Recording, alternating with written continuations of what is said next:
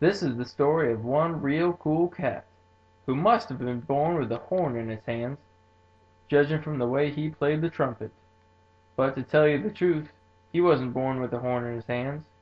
He was born very poor and very tough. Other kids used to beat him up because he was small. He liked to pretend it didn't bother him at all until one day he just couldn't take it anymore. He got mad, and he got even.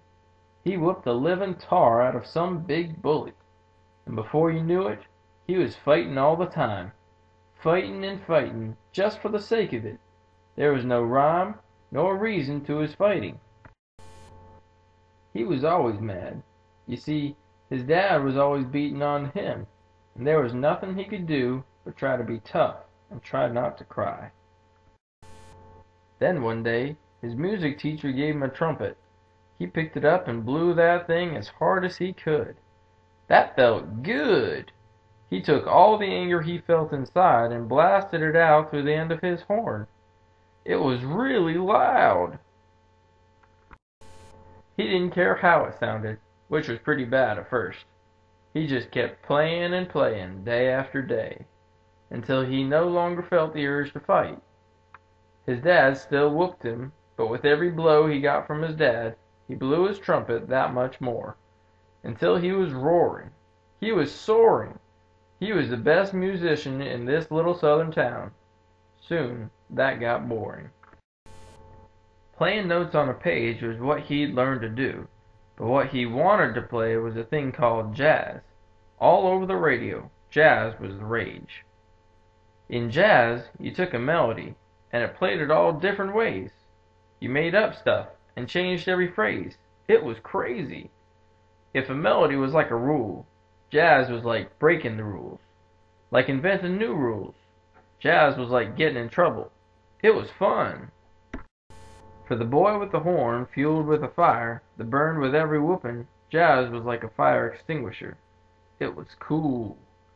For the boy with the horn, stuck inside a podunk town in the deep south where white folks put you down, jazz was also like a ticket on a train to better days. So he boarded that train and moved up north to a place they called Philly. Right off the bat, he got a job in a jazz band and started acting silly. He'd fall off his chair, kick his feet in the air, flail around willy-nilly, play practical jokes on various folks. On certain nights, he'd elbow the piano man off the bench and play the keyboard with his left hand and the trumpet with his right. The older musicians, they soon got tired of these shenanigans. They wanted him fired.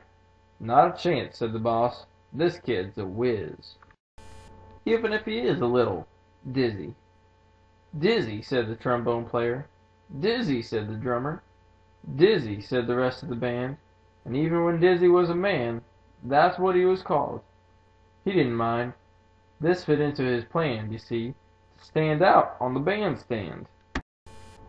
But Philly was small time, and Dizzy got bored, so he caught the next train to the town so nice they named it twice. New York, New York! It was great! What a place! It was crazy, like jazz, sort of, like Dizzy himself, except even crazier. There were cars honking and everyone talking all at once in different languages, people laughing and people shouting. New York broke all the rules, just like Dizzy, just like jazz. It never went to sleep. People were up all night playing music and dancing. And there was Dizzy, horn beneath his arm, soaking it in, the rumble and the roar of the A-train and the brass and the saxes and the drums of the jazz clubs. And there was Dizzy, up on stage with the best jazz band of them all.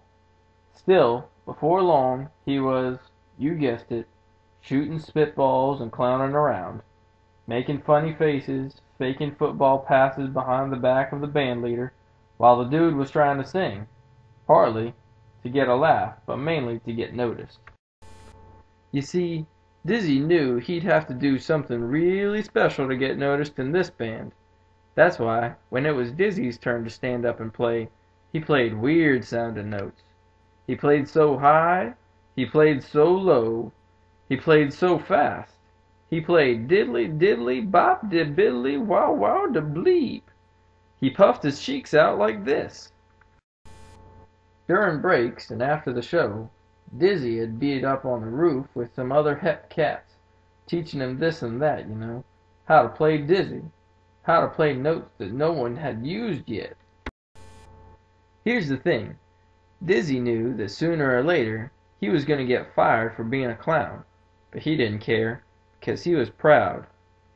Because somehow, somewhere, the man they called Dizzy had come up with some not-so-dizzy ideas on how to change jazz into something new.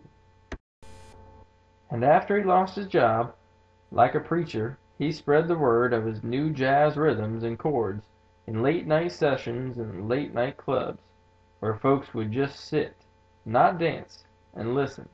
Just listen. To the zibbity-bop, zabooey-de-bop-bop, ziddly-beep, ziddly-bop, de-blap, de-blop, ze-bootin', de-bop'em, de-bop'em, de-bop. It was like he had taken a wrecking ball and smashed in the house of jazz, till the walls came tumbling down, and in its place he built a new house, the house of cool jazz. Soon his whole name was up in big letters on the sign outside, Dizzy Gillespie. Dizzy Gillespie, on top of the world, goin', goin', goin', ziddly-de-boo-da-boo-hiddly on his horn, and then, if he ran out of notes, he'd say bebop. That's what Dizzy called this crazy kind of jazz. That's what he'd invented, just by having the courage to be himself. Until the very thing that had gotten him into trouble so much, being a clown, breaking all the rules, had become the thing that made him great. His ticket into jazz heaven, where on certain nights Dizzy Gillespie still shoves the angel Gabriel out of the way and shows him how to play beat bop.